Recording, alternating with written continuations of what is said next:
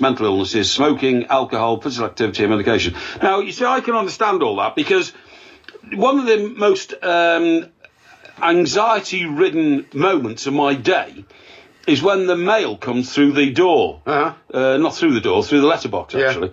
And I thought you sealed that up, didn't you? No, my buzzer doesn't work from downstairs. Well, how does the guy get up to put the letters through your door? He does that because he's allowed to enter between sort of 8 and 8:30 in the morning. Oh, yeah. And how does he get past the old drug dealer's wrought iron gate? Well, it doesn't. There's a space in it to the letterbox. Oh, right. Yes, absolutely. So I always find that very anxiety-driven, don't you? Opening mail. Why? Well, because you never know what's going to be in the envelopes, do you?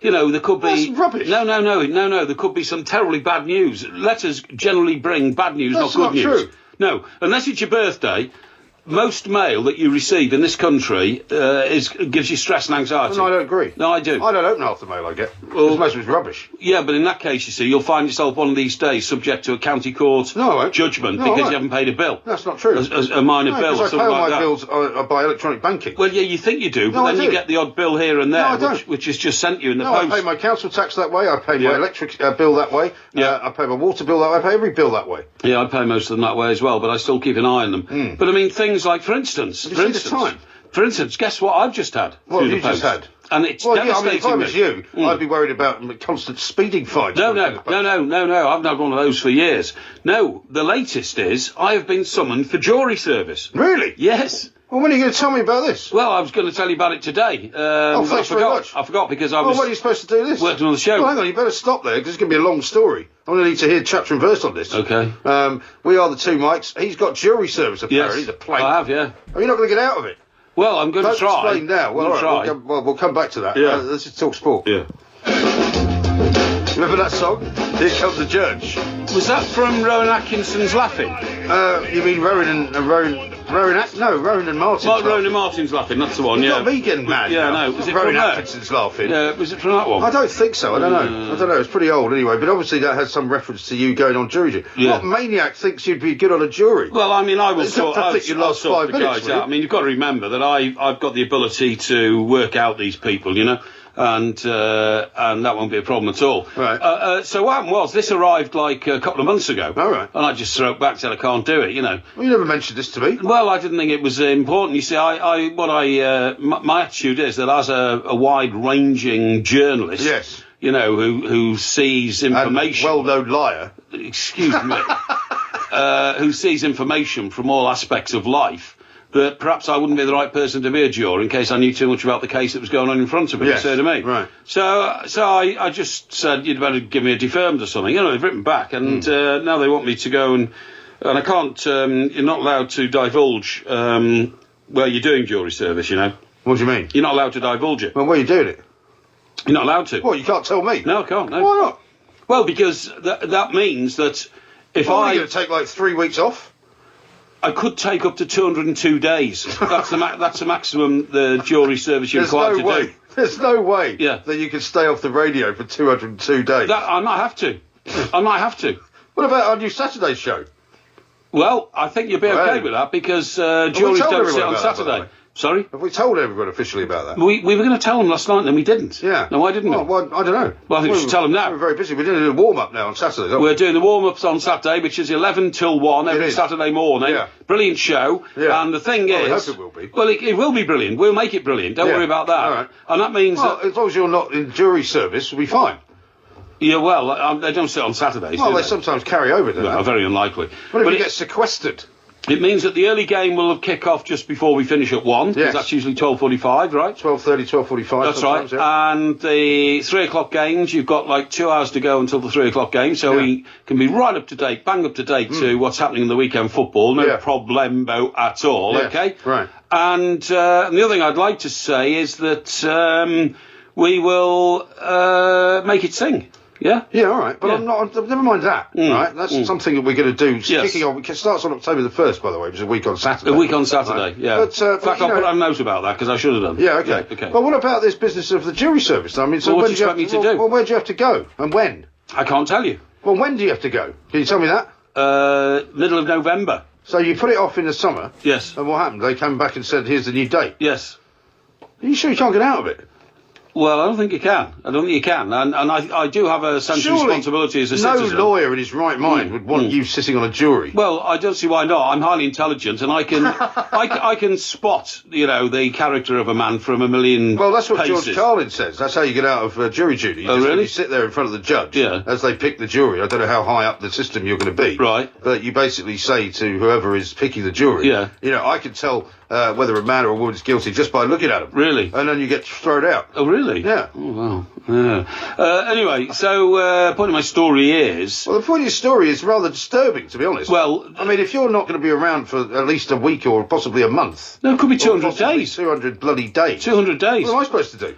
And by the way, that 200 days... back to the one mic. Maybe I'll get Max Rushton in. That 200 days you divide by 5, because they only sit 5 days a week, so that's 40 weeks. I'll get Max Rushton in. Well, that's a decision for you, mate, isn't it? But... well, it's very nice of you to leave me high and dry. Well, what am I supposed to do? I'm being a good citizen. Well, There's nothing I can do about it. No, you're not being a good citizen. You want to do this, don't you? No, I don't. No, I don't. Yeah, I can tell. No, I don't. You do. It's going to be very disruptive to my life, but you have to contribute to society if you want I'm pretty sure that there is an exemption for working journalists, actually. Well, there used to be. Yeah. I'm told there used to be. I'm not sure there is anymore, but I'll have to. Well, maybe we could do it together. Can you ask them if I can come as well? No, because that's not the way it works. Really? It's not the way it works. You don't choose. Do you have to do it in the area in which you live? Not necessarily. It could be anywhere. Now, the point is... My father did jury duty once. Oh, yeah?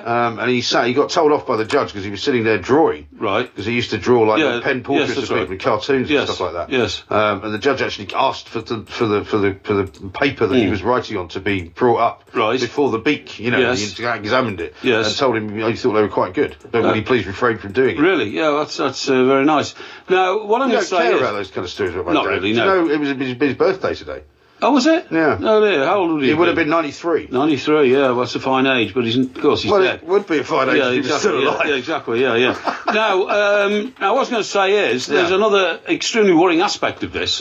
What, something else? Yeah. What? Do you know how much compensation you get for not going to work? Yeah, nothing, right? Hardly anything. £26.20 a day.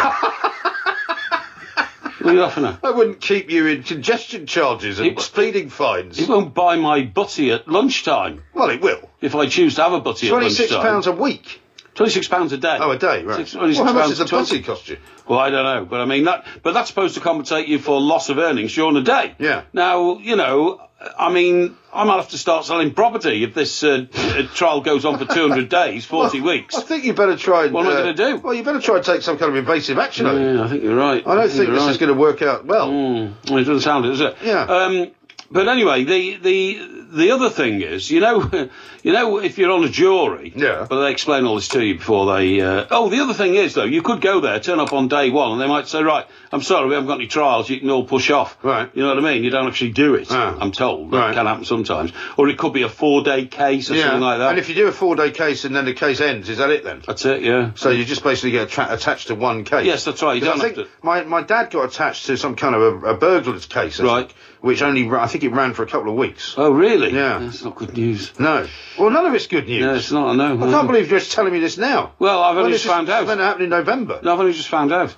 It's 2 months away. Now, what I was going to say is that the other thing is, when I said, you get your sort of butty at lunchtime and all that. Do they feed you?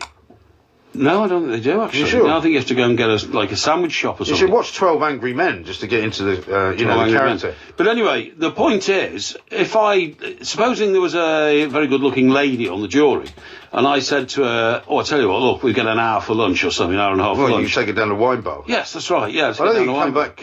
well, this is the point. This is the point. So you go down the wine bar. Well, then that might get you dismissed. Well, maybe, but it might also get me jailed. This is the problem. Because if you go down and start saying to her... I hope you're not going to do that to me. If you go down and start saying to her, by the way, you can tell what sort of a bloke this is, can't you? If you just say that or something like that and then get the conversation, then you have a couple of bottles of Pinot. Also, you're not allowed to talk about the case outside the court, No, that's what I'm saying. You can't even... And you certainly can't talk to another juror about it, you see, outside the court. Right. Well, then you could find yourself in real trouble, you know what I mean? God. Yeah. It's a nightmare, this. It is a nightmare, I agree. How have you managed to avoid getting jury service all this time? Well, have you ever been called for jury service? I think I was called in New York, funnily enough. Really? lived there because I paid taxes in New York. Yeah. I was on some kind of list, even though I wasn't, technically. And you got deferment, did you? Because I think the combination of being a journalist and not being a citizen, I think I was able to get out of it. Yeah, I see. Yeah. But I kind of don't want to now say I've never been called up in this country because I don't want to jinx it. No, exactly. Yeah. Well, it's a bit of a worry. It is. But anyway, these things happen. I hope you've got some plans to try and sort this out. Well, I've got an expert working on it, so we'll see what happens. What sort of expert? Or a lawyer? I can't go into that. I'm sorry. Now, I said to you, didn't I, a few minutes ago? I'm just going to elaborate on this. Red Les says my daughter's doing jury service now, and I know exactly what court she's in. Porky's talking rubbish. Yeah. Well, I'm not going to tell anybody because if I do. Supposing some gangsters on trial, and they know that I'm a member of the jury. Here's what you do, right? Why don't you take a picture of the summons and put it out on Twitter? Why? Well, because then you'll get off. Will I? Why? Well, because you're already prejudiced any proceedings. Yeah, because all I'm thinking is, if there's some gangster, on trial, and they found out that I'm in the jury because they listened to my show, right, or our show. You think gangsters listen to our show? Yeah, I think they do. Yeah, really? I mean, for instance, one of the gangsters might have a brother who's a taxi driver or something like that, and they listen to our show. Smear taxi drivers. I'm not smearing taxi drivers, but families are extended. Like the Garden mob or something. Yeah, exactly. Families are extended, aren't they, and all this kind of stuff. And then they suddenly say, by the way, I heard that old Porky Parry is on the jury at certain court, and of course, what's this entry? Circuit court. Fred the sawn-off shotgun expert is up in, you know what I mean?